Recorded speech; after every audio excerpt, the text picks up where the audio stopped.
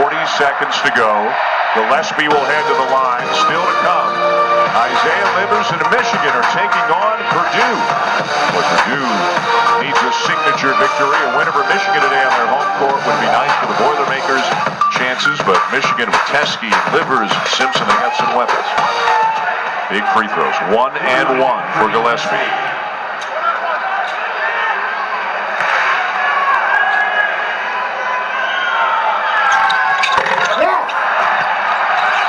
Another missed opportunity, another rebound for Azubuike. And Azubuike able to get rid of it before they could foul him. And that means they have to foul an 80% foul shooter. And Baylor should have been more prepared for that than if Azubuike got the rebound. You got to hack him right away. But he was smart to get it to Marcus Garrett right away.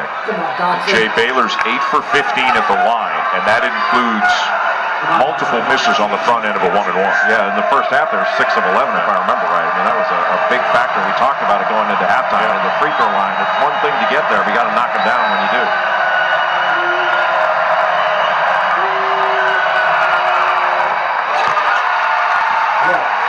This young man, Devon Dotson, has ice water in his veins. So many times to finish games, he goes to the foul line to knock down big free throws.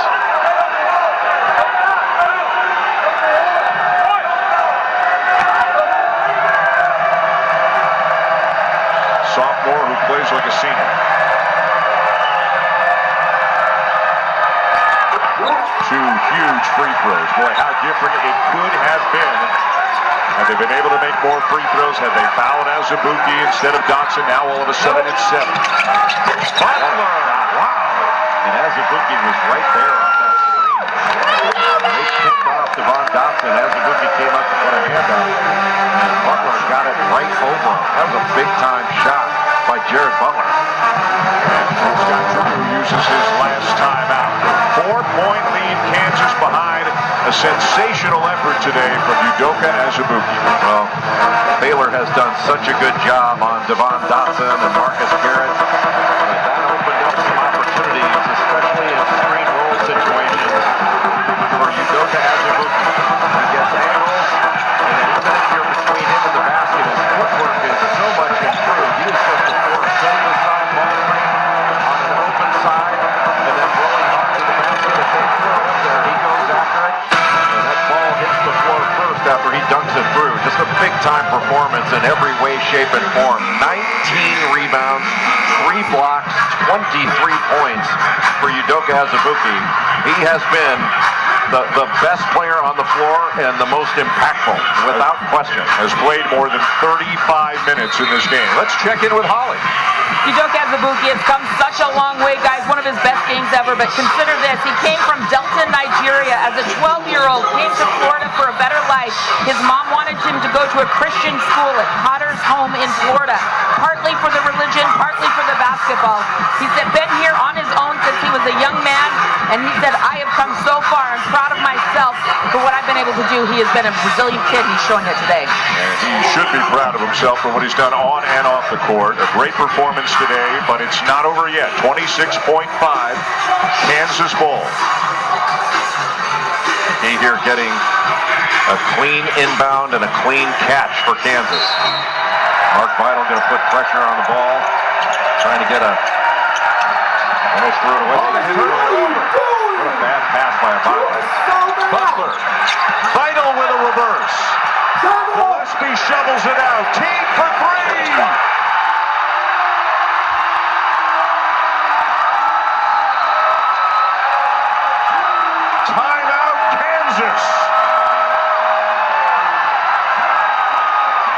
Ochai Agbaji panicked a bit, trying to take the ball inbounds. He was getting great pressure from Mark Vital, and instead of just calmly calling a timeout, he tried to get the ball in and just threw a lazy pass trying to get it to Garrett. And what a terrific play after the missed shot. Loose ball, and Maceo Teague, what a big play to knock that shot down off the loose ball. And a great play by Gillespie to roll it to him. Bowling for dollars. All right, Jay, let me ask you. Last time they had Azubuike way down at the other end of the court, it looks like he's staying in the game. He's back on the court right now, but they're keeping him as far away from the play because if you're Kansas, you don't want him being the guy getting fouled. How do you Not play just this? that. They got to clear out. They got to clear out the space as well. They want to give their perimeter players some room to operate. But the key really is here, Abaji. I mean, he's got to make a better decision. He will inbound it again. Vital on the ball. Abaji gets it into Dotson. Dotson finds Garrett. Garrett finds Moss. Seconds ticking away, and now the foul. Moss thought about that lob over the top to Azubuike, but decided to hold on to it and wait for the foul. Yeah, it wasn't just waiting. He didn't want to throw it away either, because you want to try to get time to run off the clock. But right now, Isaiah Moss goes to the line as an 88% free throw shooter. But even if he makes both these, it's still a 3-point game, and it opens up the question of do you foul? And you certainly have to wait until it gets across half court if you're going to foul. No timeouts for Baylor.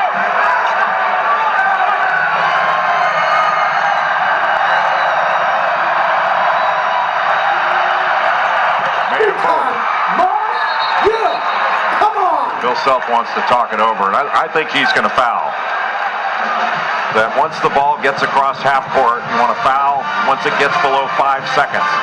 If it's below 5, even though we saw this in the Duke versus North Carolina game where you foul up 3, extraordinary things have to happen for Baylor to be able to, if they're fouled properly and in the right time, extraordinary things to happen for them to be able to tie the game. Big picture, Baylor undefeated in league play, a game up on Kansas. They're both on the one line. They're both great teams. The atmosphere and the game have lived up to what we hoped we would see today. And in watching these two teams in person, there's nothing to make you believe they can't be there in Atlanta at the Final Four. No, both these teams are Final Four national championship caliber teams. They are going to play again after this. I think they're going to play again in the Big 12 tournament, and I think there's a good chance that they wind up seeing each other in Atlanta. I mean, it's remarkable, the stat we had this morning on game day, that Kansas, Baylor, I think you talked about it too, Kansas, Baylor, San Diego State, Gonzaga, since January 1, 52-1, and the one was Baylor and Kansas playing each other. I mean, that doesn't sound like parity to me. That sounds like 4 teams that are really good. Yeah, and maybe secure on the one line. Gonzaga at BYU tonight, 10 o'clock ESPN2.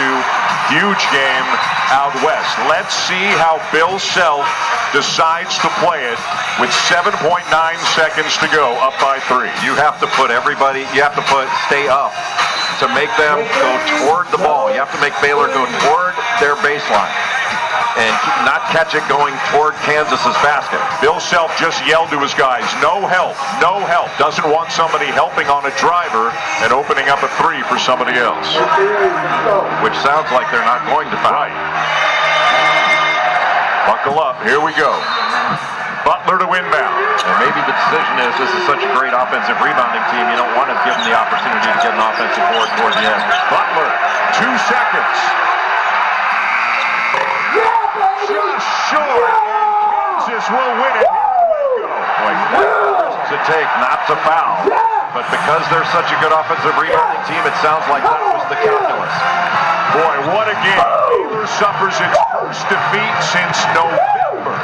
And Kansas moves into a tie for the top spot in the Big 12 standings with a pressure-packed 64-61 win here today. Well, Mitchell bringing the ball up. You know that he didn't want to be the one to shoot it. Got the switch. And just a very difficult shot under pressure. And well defended by Kansas. Bill Self deciding to rely on his defense rather than relying on fouling and playing the foul game up 3. What a great game. What a great effort by Udoka Azubuike, in particular on the road. 23 points, a career-high 19 rebounds, 3 block shots, played 36 of the 40 minutes, and it was extraordinary throughout. Heartbreak for the Baylor Bears as their 23-game winning streak comes to an end, but they are still looking like a great team, and we'll hear a lot more from the Bears going forward. Holly Rose with Udoka Azubuike. So this was a hard game for you. You gave everything out there. How tired are you and how hard was it? Man, like I'm so emotional right now.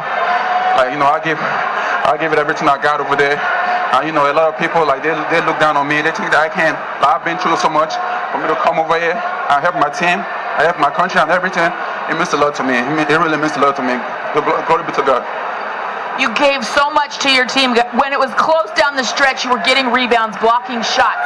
How did you show up for your team? I had to come on. Because I heard, oh yeah, he can't do this, he can't do that. A lot of people, like, I heard the noise.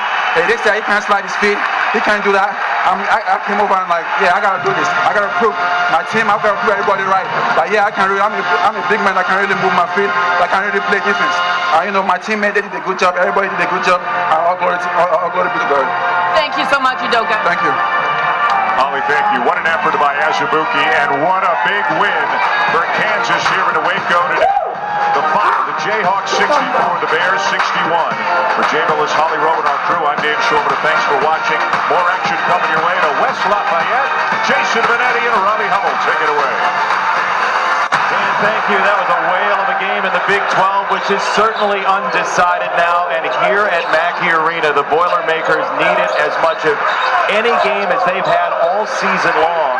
Just a game over 500, and early on, Michigan a 3-2 lead for a Wolverines team that's won 4 in a row as Purdue gets back in the lead at 4-3 with Purdue Hall of Famer now, Robbie Hummel, Jason Benetti, and this place has charged up Purdue all year long.